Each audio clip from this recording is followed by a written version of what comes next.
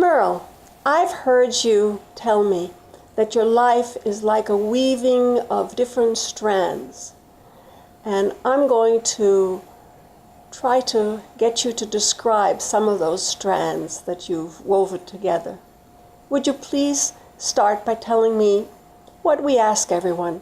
How did you get to the Pioneer Valley, to Western Massachusetts? Hi, Jane. So, that's actually one particular strand, which is I've now been married 49 years to a really extraordinary rabbi, Eddie Feld. We met when I was 19 and he was 23. I had come from a completely assimilated family. Never went to Hebrew school, did not belong to a synagogue, Jewish observance at home, the most minimal you could imagine.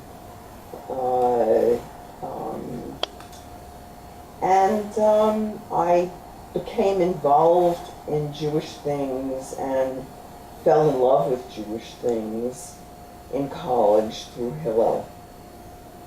In my senior year of Hillel, I met a rabbinical student from the Jewish Theological Seminary who was in his senior year of rabbinic studies. And we found each other really compelling.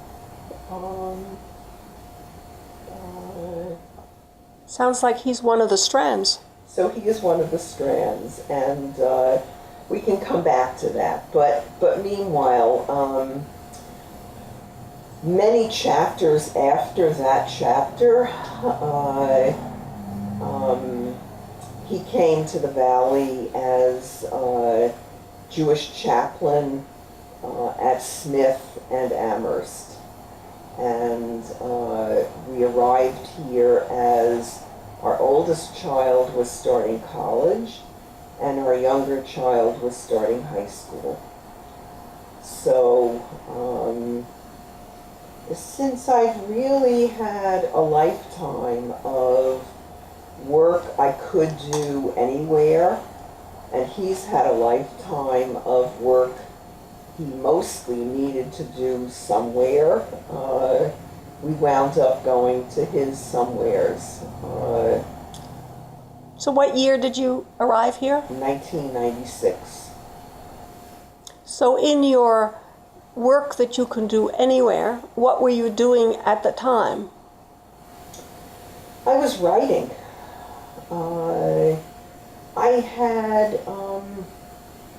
I had started my writing career as a playwright, written several plays, one of which is still, like 35 years later, being performed in synagogues around the country, around the world. The gates are closing? The gates are closing, yes. And there was a performance of that play at Congregation B'nai Israel here in Northampton, and at the Jewish community of Amherst, in Amherst. So, but also many, many places. As I say in my PR about The Gates Are Closing, it's been performed everywhere from Brooklyn to Beijing, from I don't know, Portland, Maine, and Portland, Oregon, and all points in between, and Israel, and New Zealand, and Australia, and England, and Mexico, and it's still being performed. So that was my first play. The second play, or the third play, is a controversial political play called Across the Jordan, and it's published in the first anthology of Jewish women playwrights, which is titled Making a Scene. Mm-hmm. What year is that, approximately? Well, I worked on that play in the early 90s. Maybe that book came out like 95, 96. So, how did you become a writer? How did I become a writer? Who encouraged you? Who discouraged you? What systems helped make you become a writer? Wonderful, wonderful questions. Who encouraged me? I have to say, until junior high school, no one.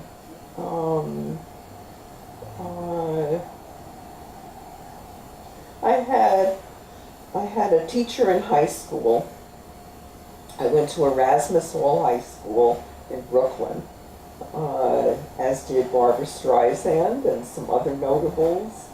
It was a wonderful high school, and I had really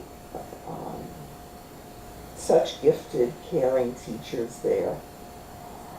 So I started Brooklyn College at 16 and took an introductory creative writing course.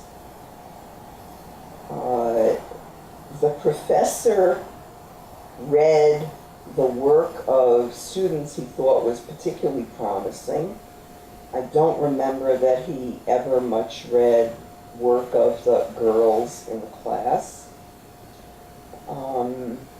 We needed to write a one-act play, a few short stories, and a portfolio of poetry. And what I remember most clearly was getting back the portfolio of poetry. He had written nothing on the individual poems. He had written no end comments. He wrote on the cover of the portfolio the only 3 words: stick to prose. Wow. So, literally for the next 15 years or so, one of the things I knew about myself was that I could not write poetry. Uh-huh. How did you move on from that? How did I move on from that? Because we know you mostly as a poet. As a poet, right. And the books I've seen published are books of poetry. Right, right. And how did you overcome this? how did I overcome it? So, for a number of years, I didn't write at all.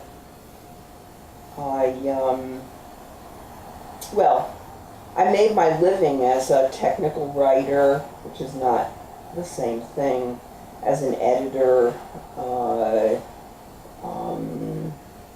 teaching freshman comp, and then I had my first child, and I stayed home a bit with her. When she started maybe pre-nursery school, I had 3 mornings a week from 8:30 to 11:30 for myself. And my husband, we were at that point living in Princeton, and my husband, Eddie, was Hillel director there.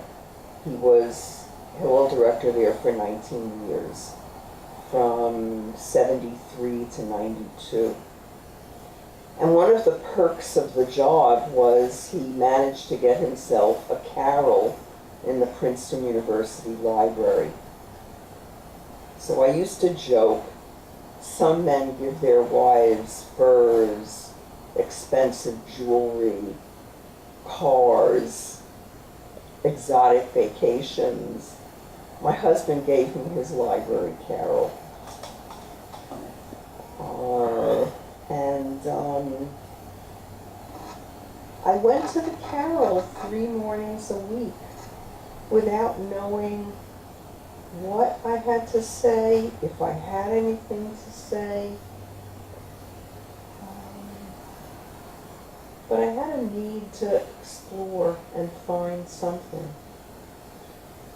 So I started writing plays. That was what came out.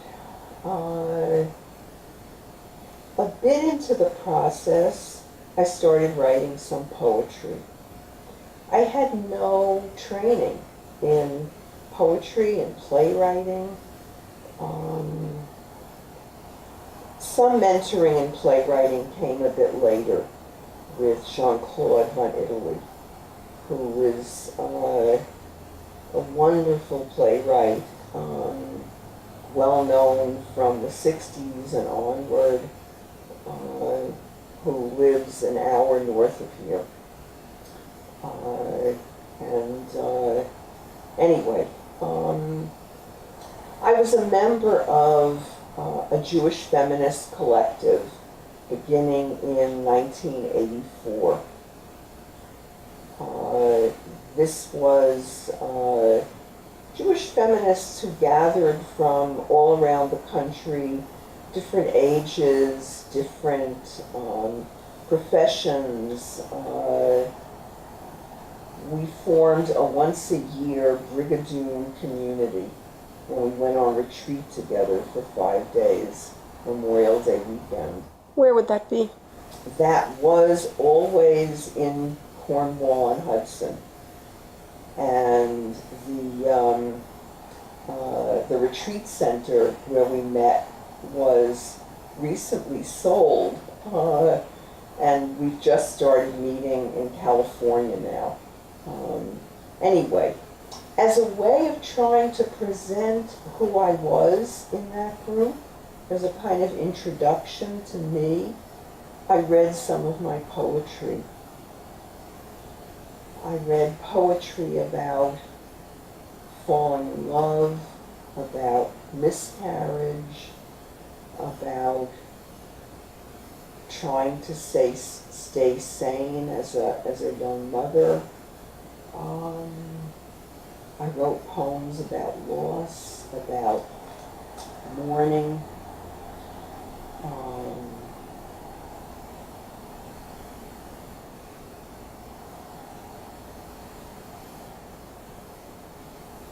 And in the circle of 30 women, people laughed, people cried, people wanted more. And I would certainly say that that community, the Nod Aish, Daughters of Fire,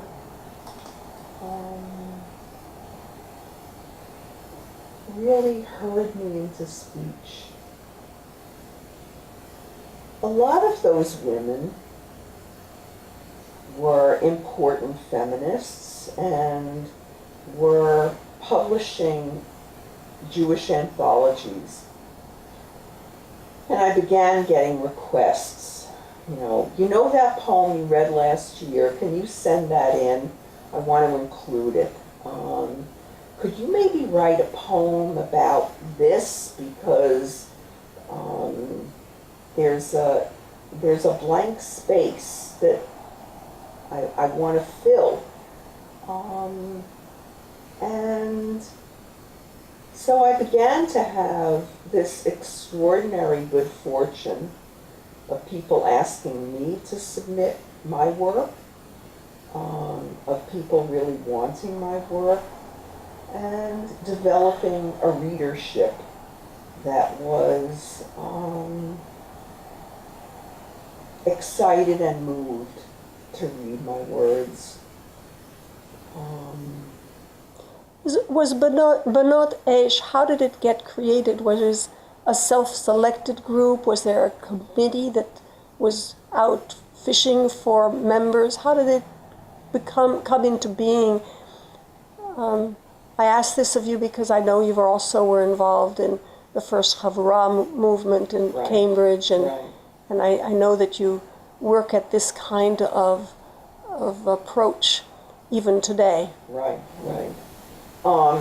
When the editor of my first book read it's a spiritual life, that's the revised edition, 2007,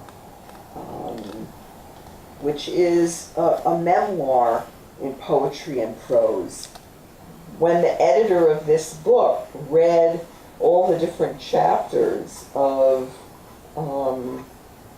the groups, the sort of seminal groups that I had been a part of, like, so you were a part of the original Chavurah, and you were a part of B'nai Eish, and you did all this dialogue work on the West Bank, and like, you're like the Forrest Gump of the Jewish community. So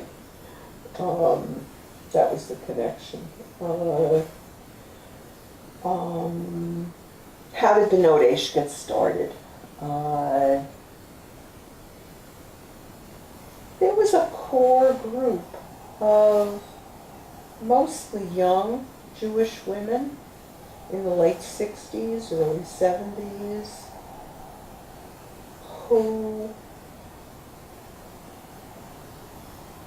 cared equally about their Jewishness and their feminism, and were not willing to abandon one or the other, and embarked on a very hard road of making demands on the normative Jewish community. You have to include us. You have to include us in a minyan. You have to include us in giving aliyot. You have to include us in Jewish education that's serious. You have to include us in rabbinical schools. And in different parts of the country, in different ways and places, we're fighting the same fight. And we found each other.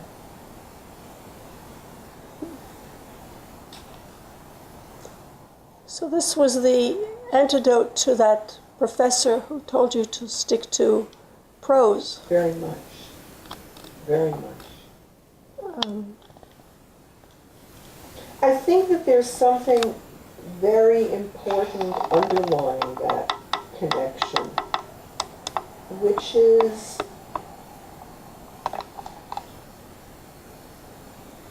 it's so hard to get anywhere when you're one on your own.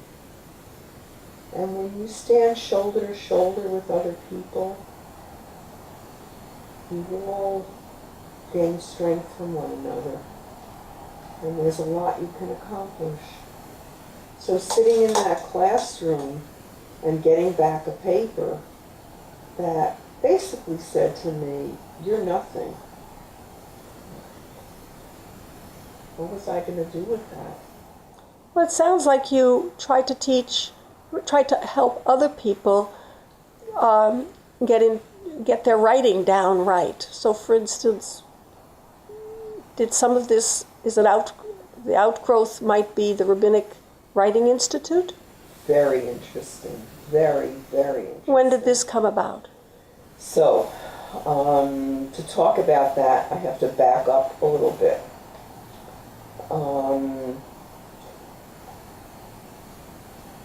My poetry was becoming more and more well-known, more and more appreciated, and I began getting invitations to come all places across the country to do readings, to do a scholar in residence weekend.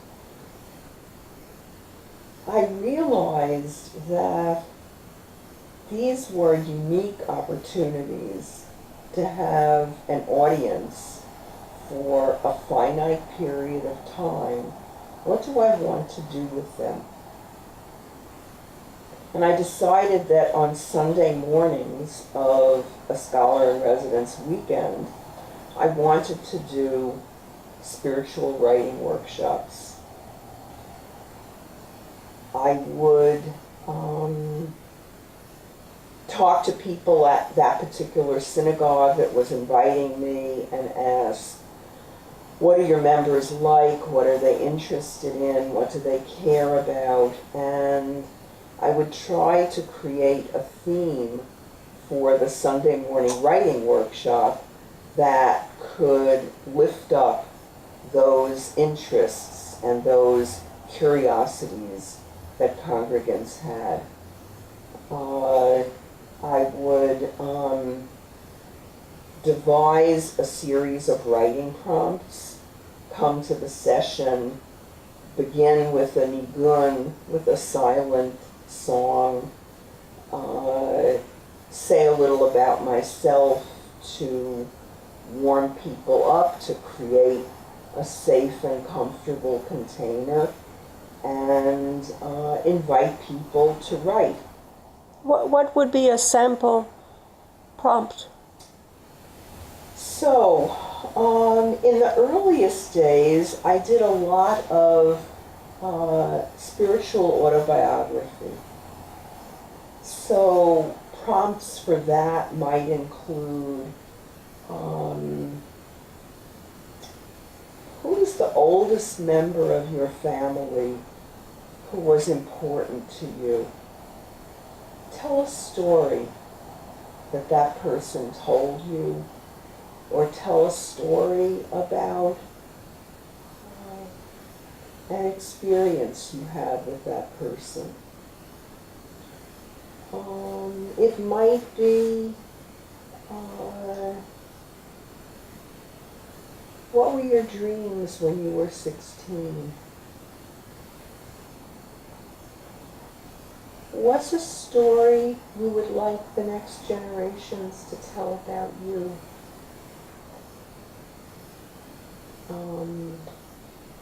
The people who work with me over many years have said, how do you come up with all these prompts? You just, so I feel like I have two central talents. One is I ask good questions because I'm curious about people and I care about them. And the other is, which is not evident in this interview, I'm really good at listening. Very hard to listen well while you're being interviewed, but so I had years of experience working with lay people in a whole variety of congregations. Rabbinical schools began asking me to come and work with their students to do a writing workshop. And I started doing that probably in the late 90s. Which schools would that be? So in the beginning it was the Jewish Theological Seminary in New York and the Reconstructionist Rabbinical College in Philly and Hebrew College in Boston. That then, through an extraordinary miracle, morphed into my receiving some modest funding, but it was a lot of money for me, to not just come for a one-shot workshop, but to work on a regular basis with rabbinical students. And for many years, beginning like 2005, when I got that funding, I was commuting to 5 different rabbinical schools, north to south. Hebrew College in Boston, Yeshivat Tovevei Torah in Riverdale, which is an Orthodox rabbinical school, JTS on the Upper West Side, HUC, the Reform Rabbinical School in the Village, and RRC in Philly. So for many years I was commuting to 5 rabbinical schools, and I want to say a word or two about what was at the heart of that work for me. Having fallen in love with a rabbinical student at 19, I had a penchant for rabbinical students. I found students at each of these schools representing the entire spectrum of denominations, tremendously gifted, full of light, full of potential, in earnest, wanting to learn, wanting to serve, and beset by the problem that whatever the denomination, they thought there was a certain rigid way that a rabbi needed to talk and write and be.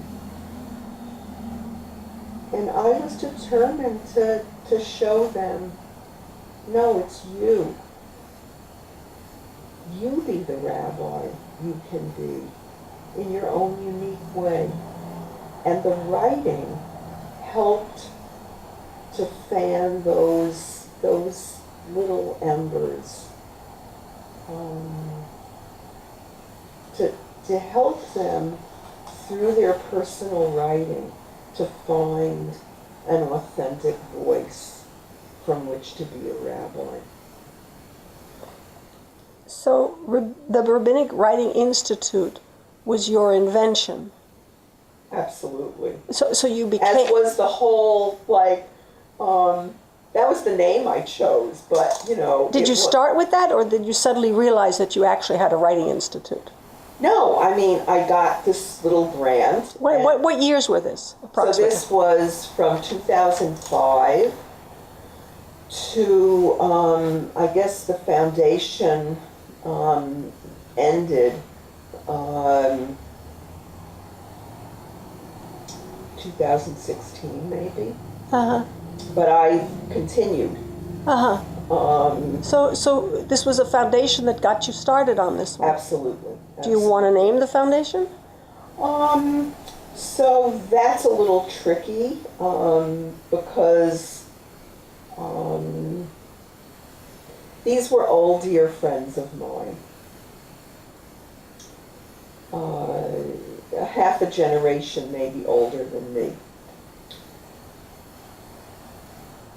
Her family had a lot of property in East Germany and East Berlin, and around the year 2000 was finally compensated for her family's holdings. And she didn't want to use that money for herself. She wanted to use it for some Jewish good. And these friends believed in me, and I was one of the bits of Jewish good they wanted to invest in. So I started with 1 or 2 rabbinical schools, and they said, we'd love it if you could work with more. So I went knocking on a total of 5 doors. And each of the rabbinical schools I approached said, yes, please, come in. At which point I used to say, I stopped making eye contact with rabbinical schools. I had more than, I had waiting lists of people who wanted to work with me, and So this sounds to me, this Writing Institute sounds like an early, perhaps, version of something that you and Eddie are doing now called Derech. Can you describe what Derech is? so Derech meaning way, path. way. Yes, the full name is Derech, Pathways to the Heart and Jewish Tradition. This is a website which launched today. Very exciting. And it's also funny because, like, you have to actually notify people that it's now out there. So my daughter, who has helped us with the web stuff, pushed whatever button and launched it. But actually, as of this moment, I haven't emailed anyone to say it's out there. So it's kind of there was a lot of work in birthing this. As you've heard, I did many years of work with lay people, sharing my poetry, helping them to engage in personal writing and self-discovery through that, and then many years of working with rabbinical students, and the final incarnation of the Rabbinic Writing Institute has been a focus in particular on recently ordained rabbis. So I now work predominantly with fairly new rabbis across the country. Helping with their writing? See, most people, when they hear that, think, it's kind of like an elevated freshman comp. But the focus of the writing is never really on the product. It's really on the process and how finding words helps you to find yourself, helps you to find your ideas, your feelings, your direction. And that's the work I do with these rabbis. So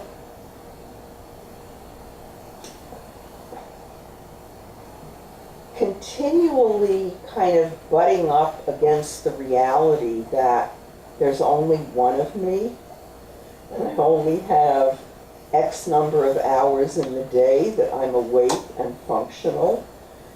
There's a limit to how many people I can help in this way.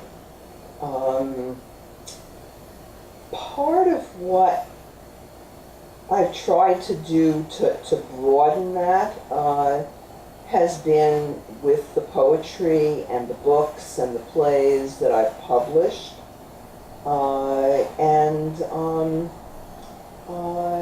Derech is really, this website is really the newest incarnation of that. My husband Eddie, similarly, has for many years been a rabbi teaching rabbis, been a teacher of text. He would be embarrassed and annoyed, but he's not here, so it doesn't matter. He's just brilliant on such a range of different topics, and it's extraordinary to me, both what he knows and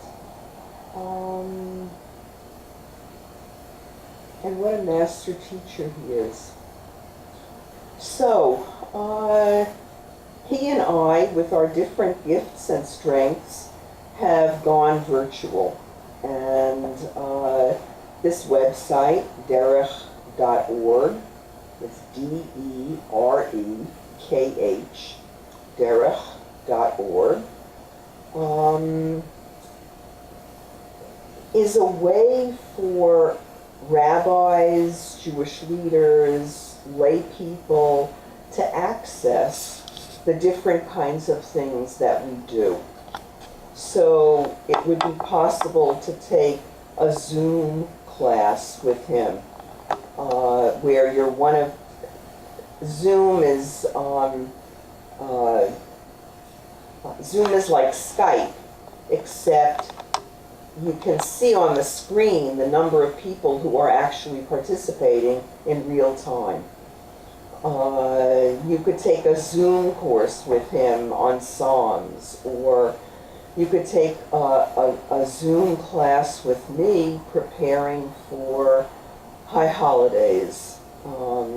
What is the spiritual journey that you need to be engaged in to be ready when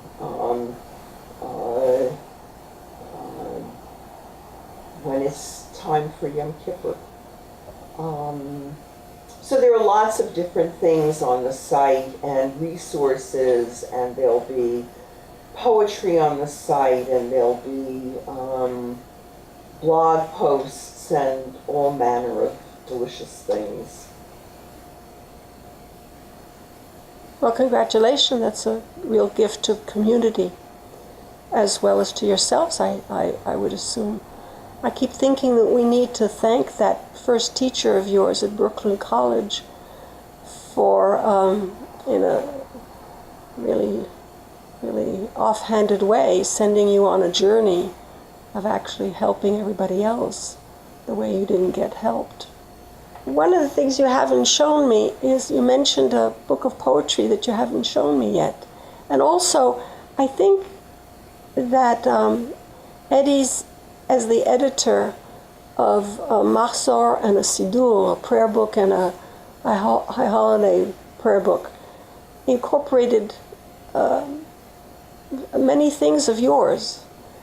We would love to see those books, one, and perhaps you'd like to read some poetry of yours. I'd love to. Thank you. So the first book is A Spiritual Life.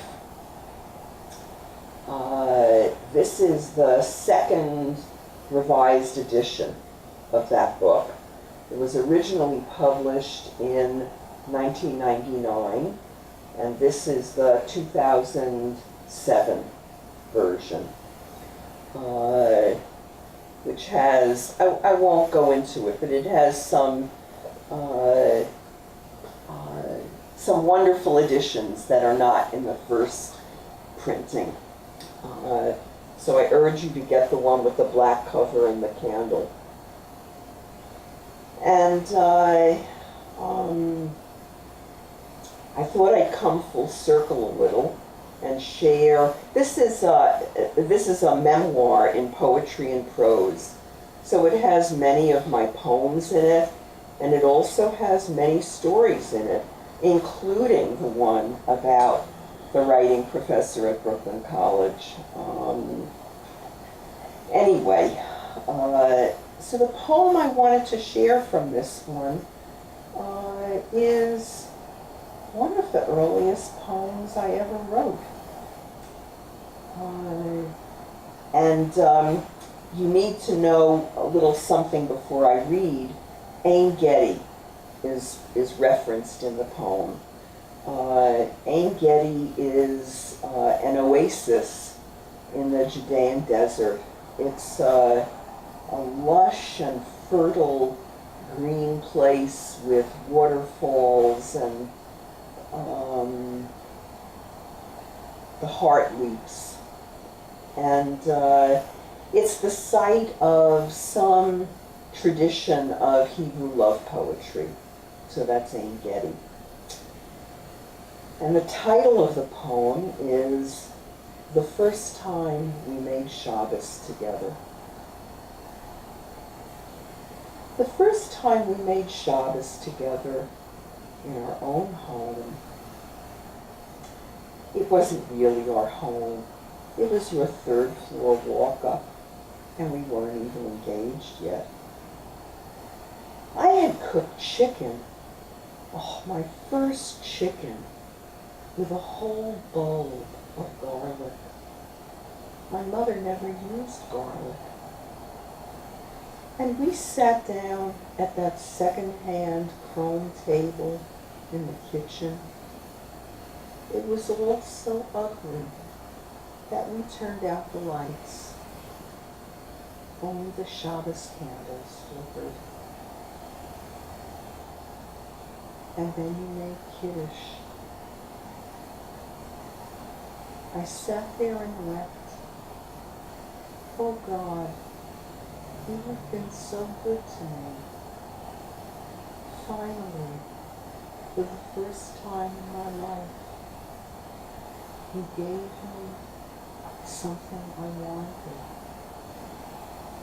This man, whose soul is the soul of Armageddon. We will be silent together. We will open our flowers in each other's presence. And indeed, we have bloomed through the years.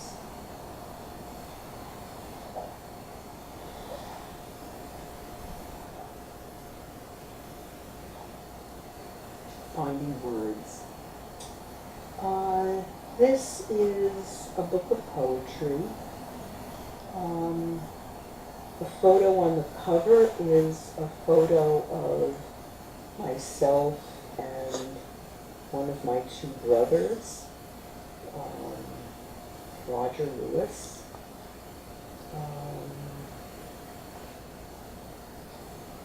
I guess Roger was my first friend. And Roger died in 1996, about 2 months before we moved here to Northampton, pancreatic cancer.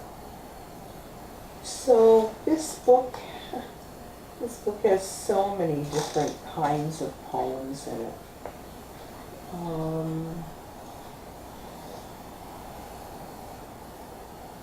Some about Roger, some about the childhood we shared. A lot about living in Western Massachusetts.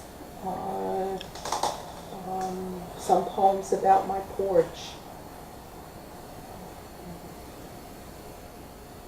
We came to Northampton because that's where Eddie's next job was.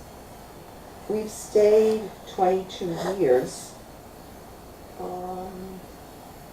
I think most of all because I love my porch.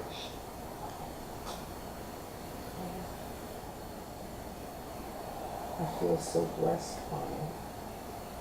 And by my home. And by a particular community that I've really come to cherish. And that's at the JCA.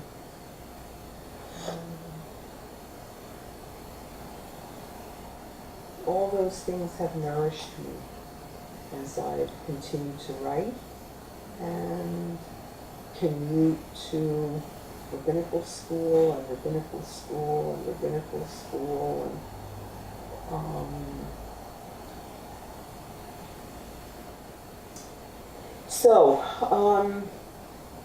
the particular poem that I chose from Finding Words is none of those. It's not about my brother or my family of origin, and it's not about Northampton and my porch, and it's about peace activism.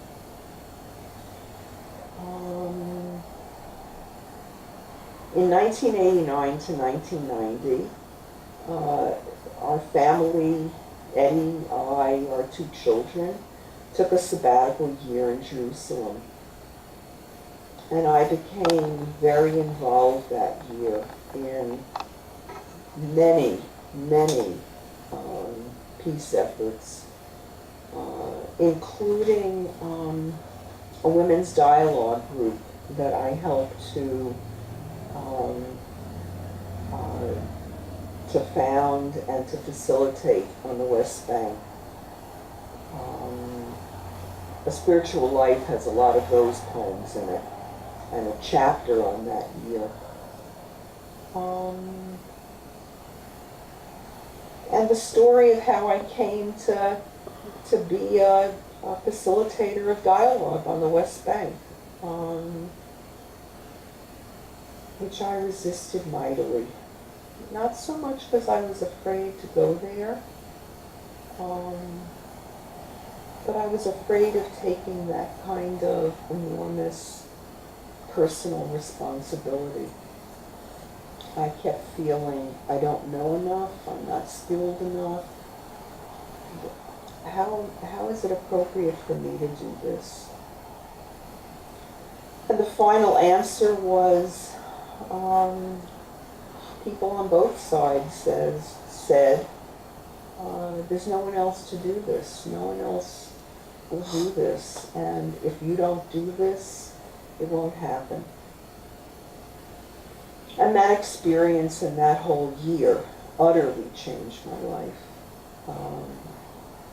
I became someone who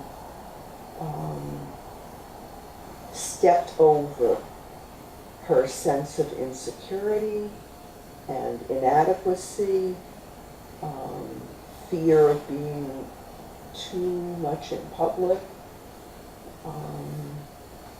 looking for what needs to be done.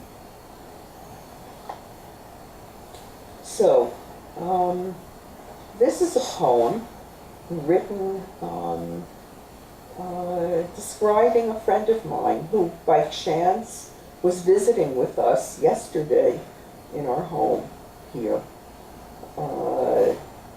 She was 2 weeks shy of 75 when the poem was written, and now she's 84. She and I and a number of others, Jews and Christians, went with Rabbis for Human Rights on a trip to Israel and Palestine. We visited sites of conflict. We spoke to grassroots leaders on both sides.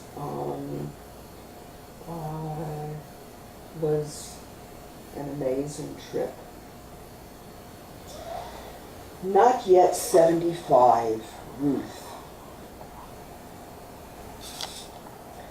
Striding toward the far end of the rocky field, the olive sapling balanced on her hip. About the same heft as an 18-month-old. She surveys the difficult terrain, the raw November morning, then exercises patience as she waits her turn for the pick. She remembers another time, another world, remembers what it was like to be here then, working the soil in an infant country, full of dreams and prayers and innocence. A full lifetime of striding, balancing life on her hip, looking for the places to plant life, life that longs only to be planted and to grow. Unbelievable, she thinks, that anyone fights over this soil, impervious to shovels, soil that resists even a pick and a strong, stubborn back. And now her turn. She digs. Rhythmically, the pick rises and falls. Slowly, patience is rewarded. The hole finally deep and wide enough. She places the olive sapling in the earth. But all the hard years have taught her physical striving is just the beginning of planting a tree. She stands and waits for the song and the prayer to rise within her. Then tears come too, tears of sorrow and pain, tears of hope, fierce love. What more have the hard years taught her?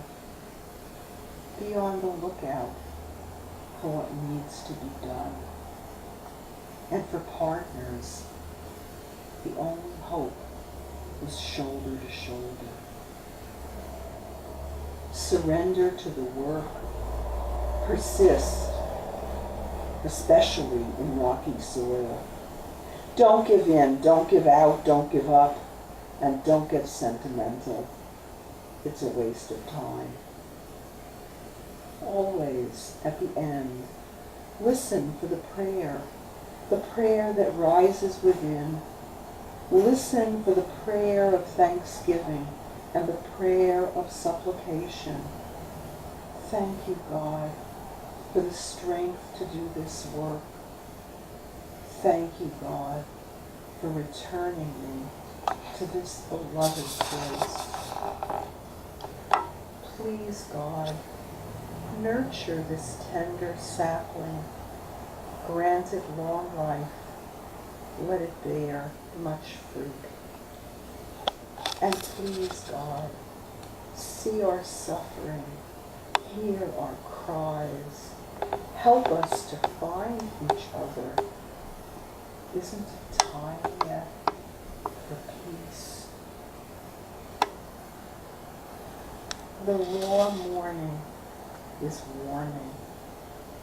She turns back toward the truck, striding to bring the next sapling.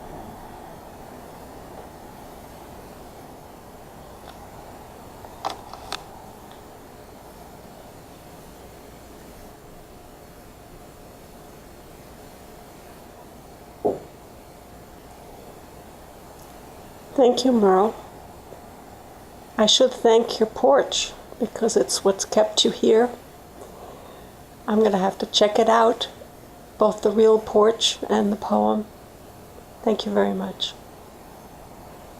Thank you.